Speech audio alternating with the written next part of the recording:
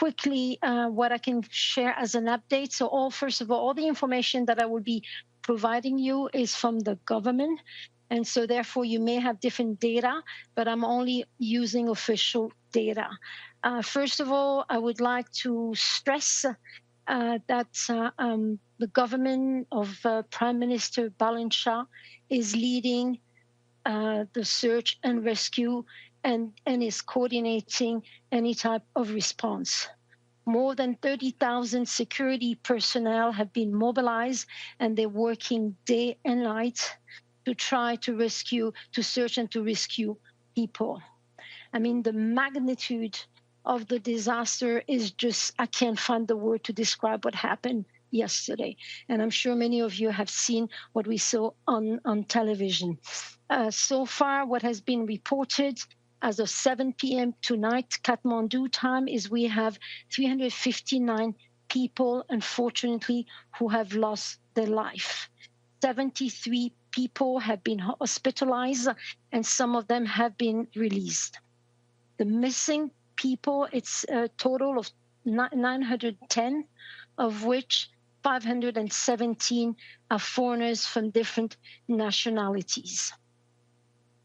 In terms of as I mentioned, the government has mobilized all its apparatus to provide search and rescue, and so far 796 people have been rescued. And as I talk, more and more research is ongoing, and obviously now it's at night, but they will resume tomorrow morning.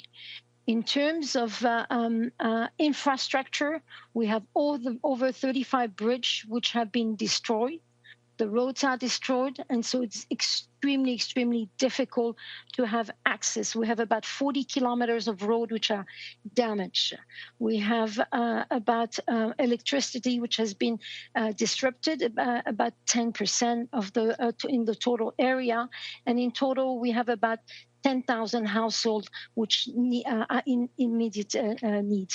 I'm going to stop there because I want to give you the opportunity to ask me a question.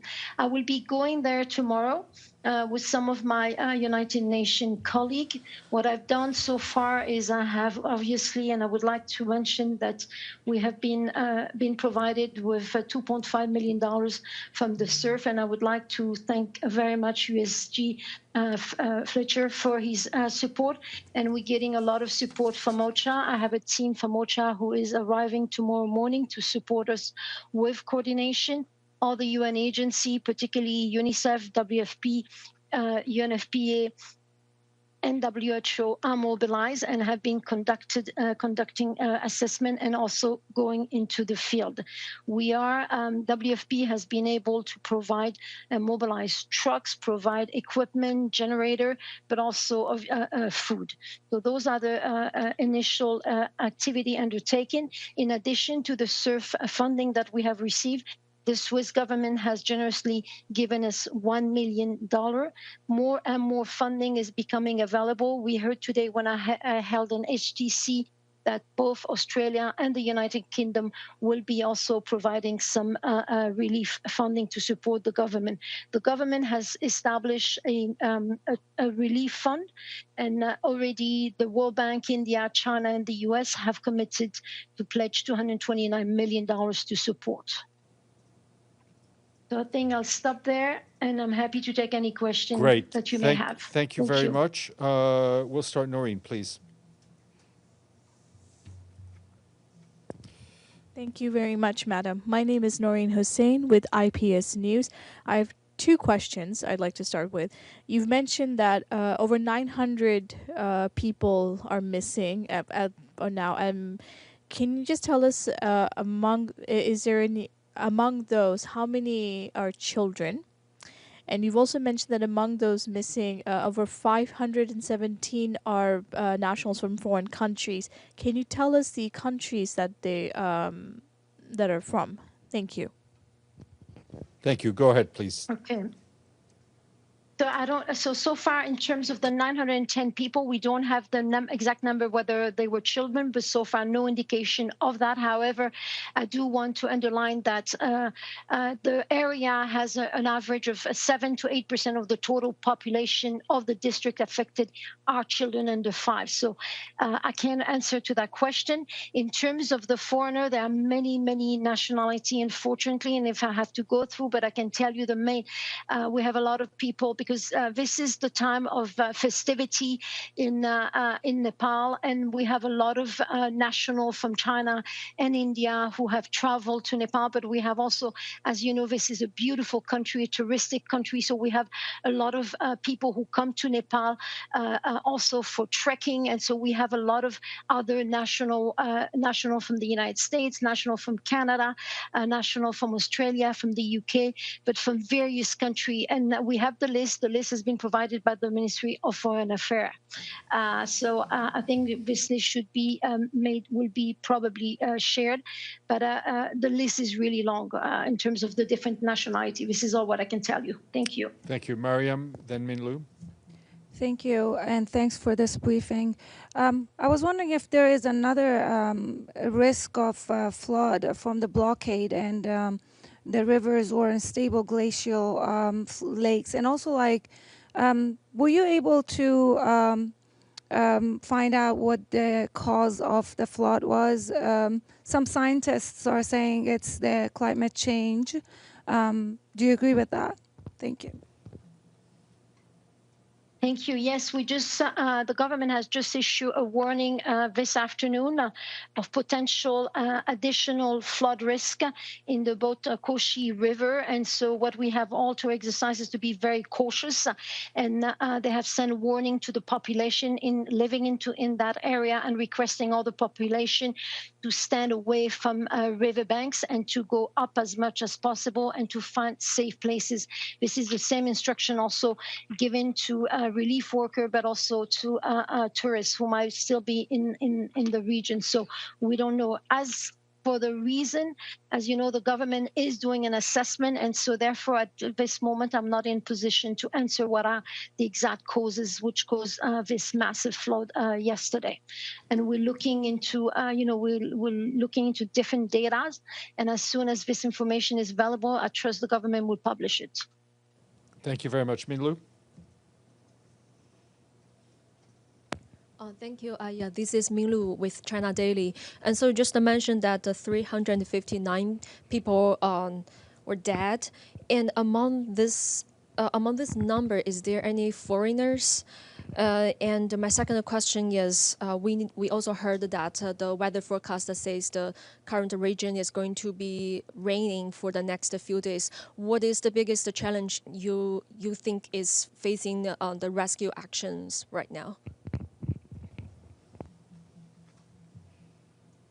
Regarding your first question, no information details has been provided as yet of the nationality of the dead people.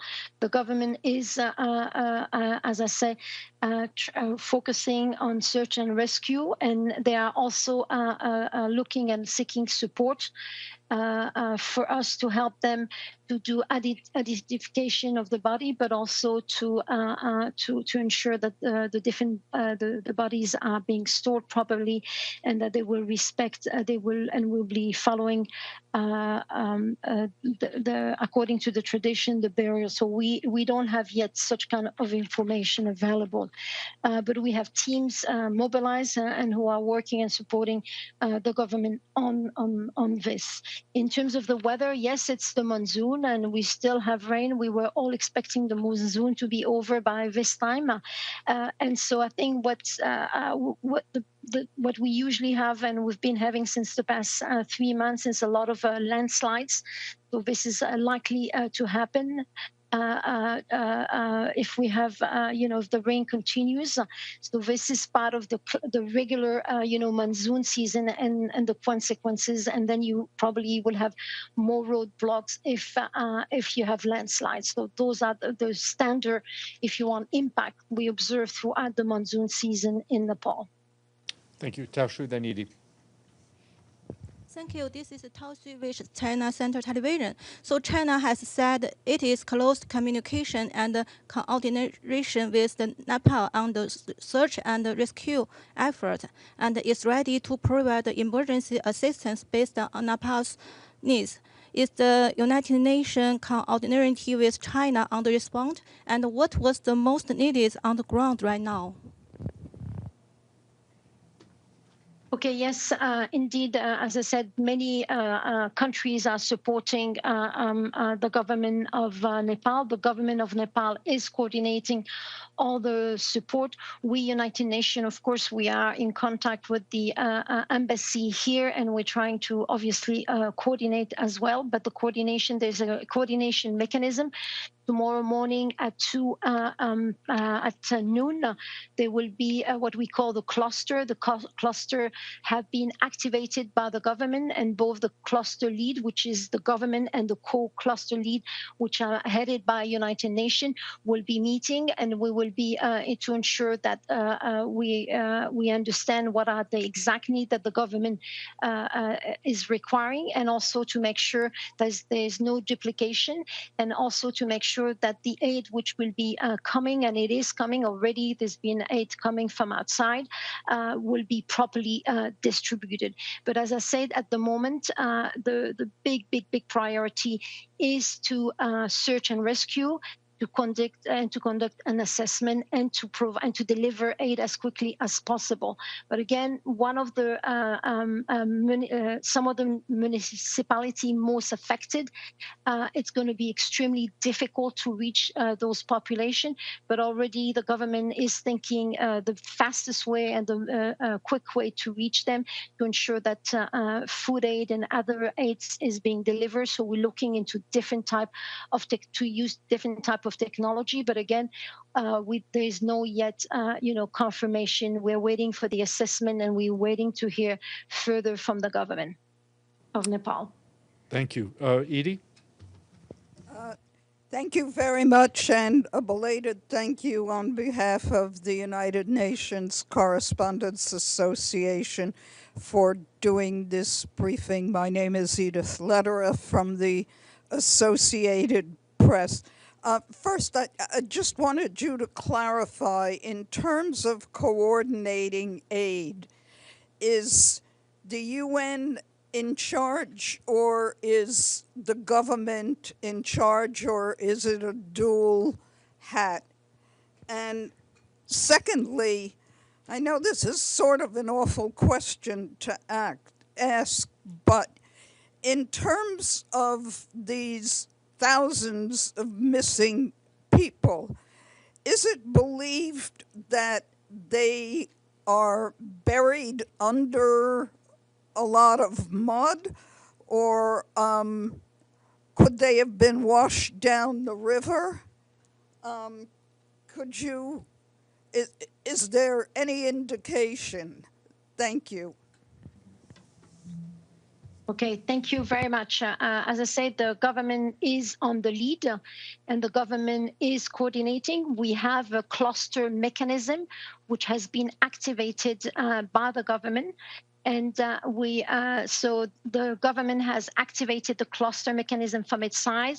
We, the United Nations, have activated the cluster mechanism from our side. And tomorrow at 12 o'clock, there will be a meeting with the inter-ministerial cluster of the government and the cluster which is led by United Nations and partners. So that's on coordination, but I want to reiterate is the government of Nepal, which is leading and coordinating and telling exactly the type of needs, and they're doing the assessment, and based on the need, we are responding. And the leadership we have a very strong leadership from the Prime Minister of Nepal. In terms of the 910 people which are reported as missing, I'm not in position to provide you detailed information. I think like you, I have as much as information as what I have seen so far on, through the various videos which were aired.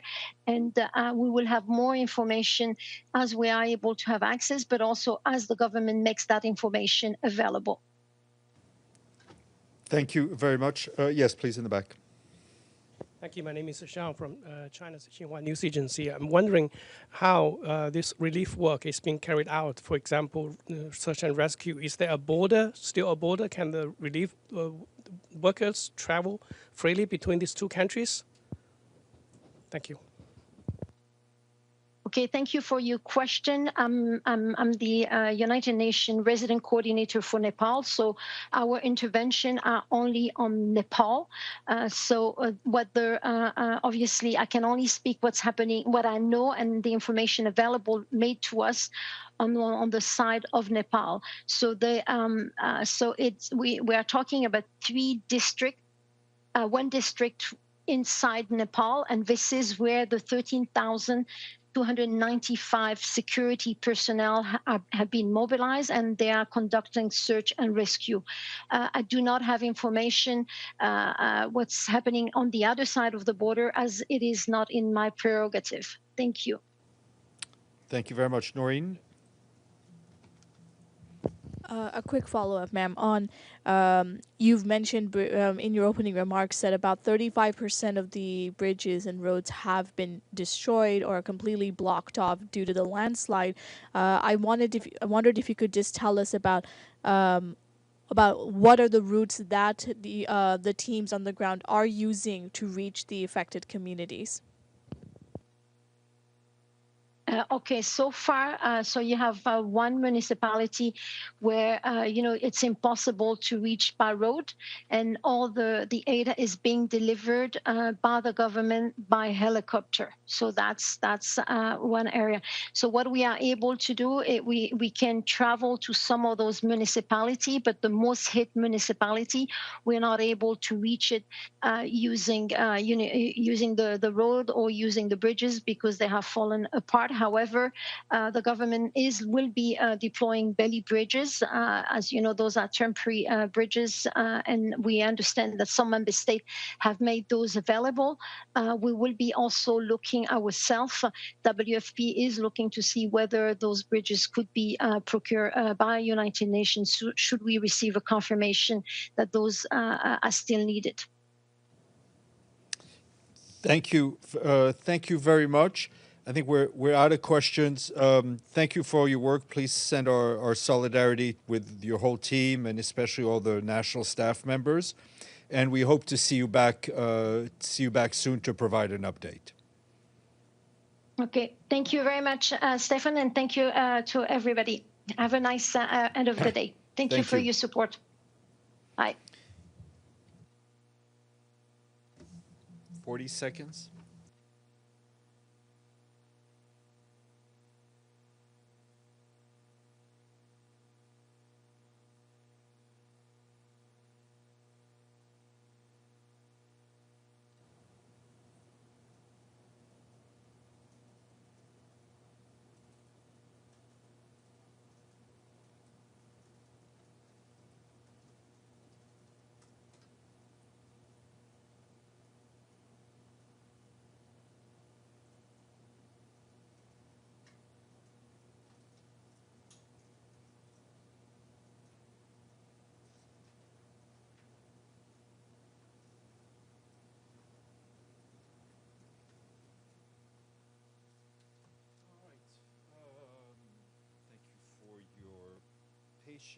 I'm just going to start with a statement following the death of Ratko Mladic.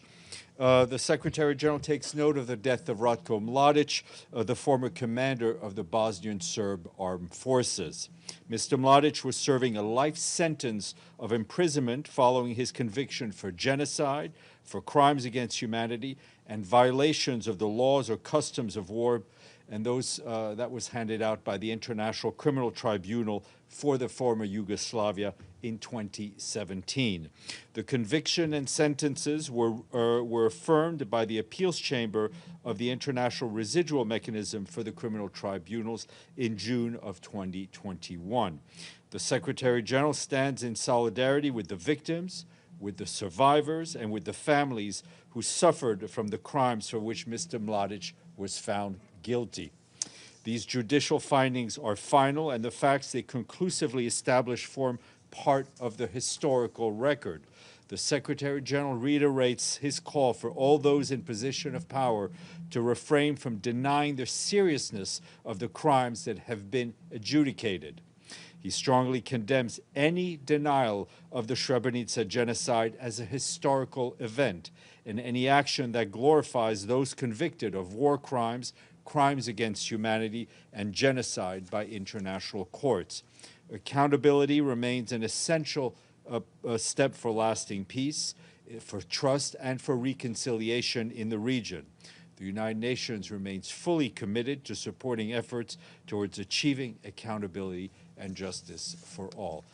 That statement should have just been sent out to you. And I think you heard quite an extensive update from our resident coordinator in Nepal.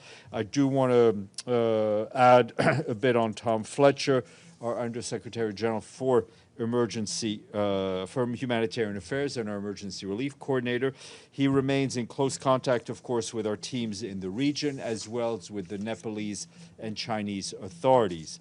Today, he spoke with the Foreign Minister of Nepal, offering the UN support and expressing the condolences on behalf of the UN system. He also spoke with the resident coordinator and also participated in some of the country team meetings. Mr. Fletcher has also been in touch with representatives of the government of China, also expressing condolences and offering our support. He's also allocated $2 million from the Central Emergency Response Fund in order to save lives with emergency medical care, shelter, and water. Also this morning, you heard from the Secretary General, who spoke about the outbreak of Ebola in the Democratic Republic of the Congo. In his remarks, the Secretary General stressed that Ebola can be stopped, but that the world must overcome what he calls the virus of indifference. He warned that international attention and resources continue to lag behind the realities on the ground. The Secretary General said that the $2.13 billion humanitarian needs and response plan is only 48% funded and appealed for additional resources to scale up the response, warning that the current funding will only last weeks and not months. Meanwhile, our humanitarian colleagues on the ground, together with our partners, are increasing safe and dignified burial capacity in the affected provinces, and that is, as you know, a critical measure to prevent further transmission of the virus, which remains highly contagious even after death. They have deployed about 35 additional mobile, safe, and dignified burial teams and 286 community-based teams to support disease surveillance and burials as needed. Turning to Ethiopia, I can tell you that the Secretary General is concerned by recent reports of security incidents and heightened tensions in northern Ethiopia. He underscores the importance of maintaining calm and sustaining progress towards lasting peace. He welcomes the renewed efforts of the African Union's High Representative for the Horn of Africa, and that is the former president of Nigeria, Mr. Obasanjo, that includes the recent consultations by Mr. Obasanjo in Addis Ababa and in Tigray province. The Secretary General urges all parties to support this initiative and takes this opportunity to advance dialogue on outstanding issues. The Secretary General calls on parties to refrain from actions and rhetoric that could heighten tensions, and that urges all to recommit fully to the comprehensive implementation of the permanent cessation of hostilities agreement. And staying in the Horn of Africa and going to Djibouti, our humanitarian colleagues there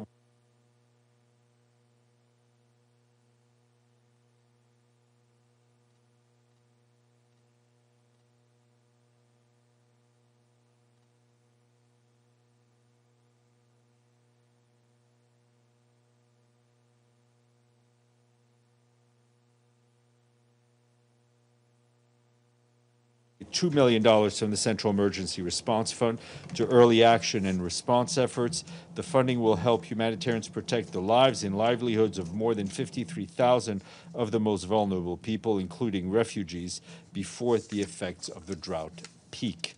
Moving to Lebanon, our humanitarian and peacekeeping colleagues tell us that hostilities in southern Lebanon are continuing to impact civilians and disrupt daily lives for people.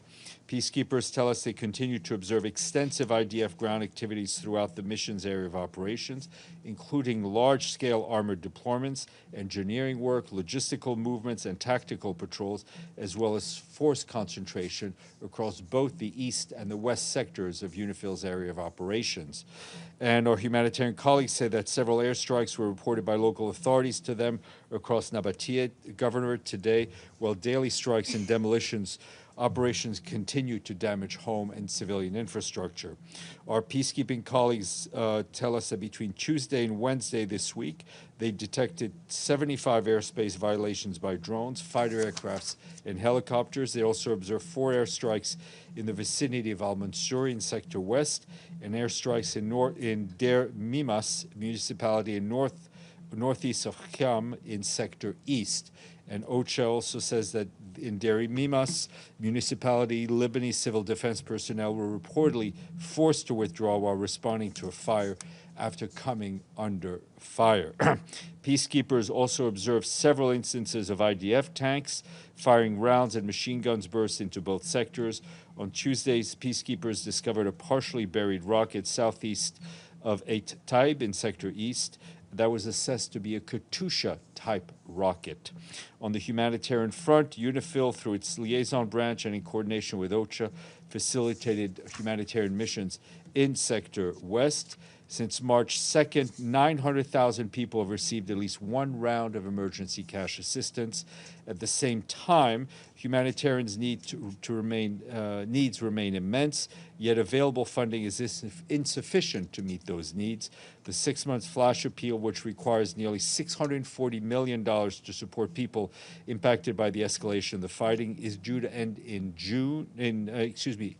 just 4 days, and remains only half funded.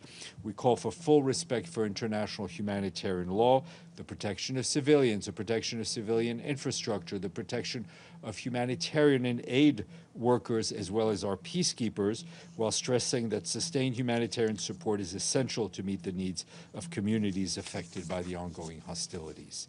And turning to the occupied Palestinian territory, our colleagues at OCHA tell us that humanitarians continue to provide life-saving assistance to civilians in Gaza, despite the ongoing insecurity and the restrictions. Yesterday, we and our partners collected hundreds of pallets of supplies from Karim Shalom crossing, including fruit, vegetables, and other food, as well as adult diapers, school supplies, and fuel. Also yesterday, the World Food Program reported that so far this month in Gaza, 3/4 of households face difficulties in accessing markets, mainly because of cash shortages and because of basic food items are expensive. Most food items cost significantly more than they did prior to the escalation of hostilities in 2023. About 1 in 5 families reported they were eating 1 meal a day. Families are living hand to mouth, with 50% having been reported that they are completely ran out of food at least once during the past month. In response, our partners have provided food parcels, wheat flours to more than 600,000 people as part of their August distribution cycle. And just a quick note, which I should have read earlier, with the Africa items, this time from the Central African Republic. Our peacekeepers there tell us that they've handed over on Tuesday a rehabilitated health center and a rehabilitated primary school and a newly constructed primary school in Malum and Kuntenji municipalities, and that's part of the Peacekeeping Mission's Community Violence Reduction Program. These initiatives aim to strengthen social cohesion, support peace process, and deliver tangible peace and dividends to local communities. Up to 450 people are expected to benefit from these infrastructures.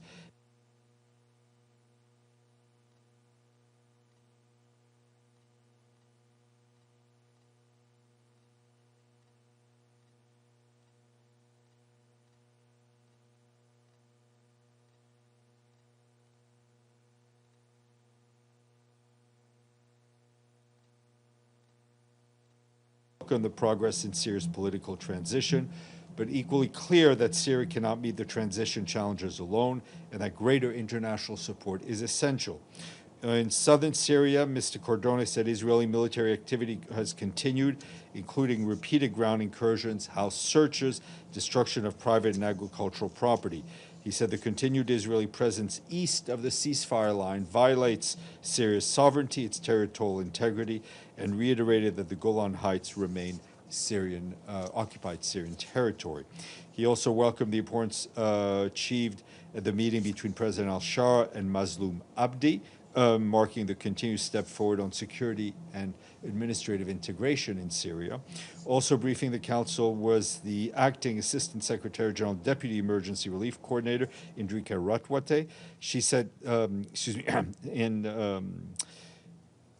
to say that Syria is at a pivotal moment and that Syrians are hopeful for a stable and prosperous future, but he warned that humanitarian needs still remain immense and that the gap between needs and available resources is growing, sadly, as it is in so many other places around the world.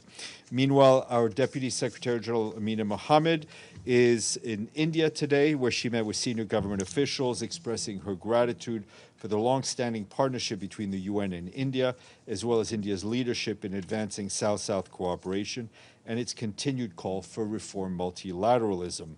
She also engaged with students from the Indian Institute of Technology in New Delhi, and they spoke about how students can contribute to the sustainable use of artificial intelligence to advance human development and ensure its benefits reach everyone. She also met with the UN country team, and she is coming home tomorrow. Senior personnel announcement to share with you. Today, the Secretary General appointed Robert Turner of Canada as the new Deputy Executive Director for Delivery and Partnerships at UNOPS, which is the UN Office for Project Services. Mr. Turner brings over 30 years of international humanitarian emergency and development experience, and he currently serves as Chief of Mission for the IOM in Ukraine. He previously served as Operations Coordinator for IOM's Gaza response and Chief of Mission ad interim in Syria. More online. And today is World Lake Day. And you know what? We like lakes. Lakes are a crucial source for drinking, for agriculture, for industry. They're a habitat for countless species. They also help regulate the climate. They're increasingly under pressure from overuse, pollution, and climate change. So today is a reminder to protect them because lakes are fun. I mean, that was my ad. It was not the official statement. Edie. Thank you, Steph. On Nepal and China and this terrible flooding, first, is Tom Fletcher planning to go to the region?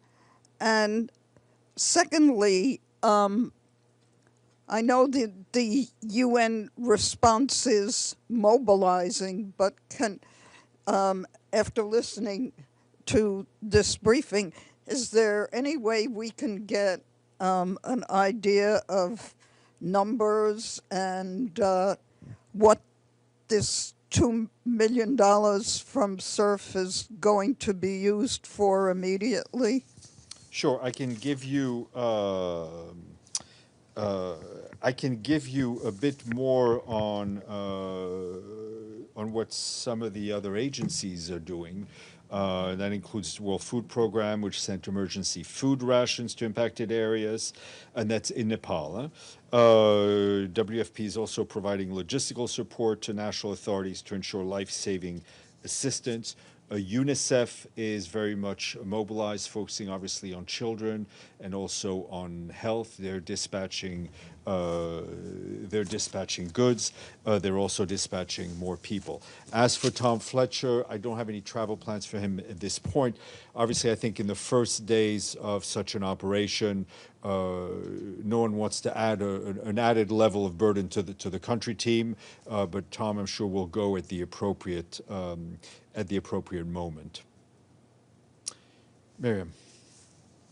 Thank you, Steph. Abbas Araghchi, the Foreign Minister of Islamic Republic, sent a letter to the Secretary General. Has the Secretary General received that letter? It's regarding the new sanctions from U.S. on Iran.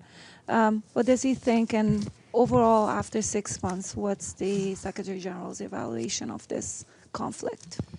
Well, yes, the letter has been received. It has been distributed to Security Council and General Assembly as requested to by the authorities. You know, I think the assessment is that this conflict, even in somewhat of a frozen kinetic phase, continues to do a lot of harm to the region, continues to do a lot of harm to the global economy. I think the Secretary General is concerned about any new measures, any additional rhetoric that we see that could lead to an escalation. And we're continuing to see disruptions in the flow of energy, disruption in the flow of food. The only way to reach a durable settlement is through dialogue. And the Secretary General is very much appreciative of the mediation efforts by Qatar, by Egypt, by Pakistan, of course, and others who are doing their best to try to lead to a political solution, which frankly there's no getting around that to settle the situation. Okay. I don't see any questions online or offline or in person or through robots or anything else. So we shall end this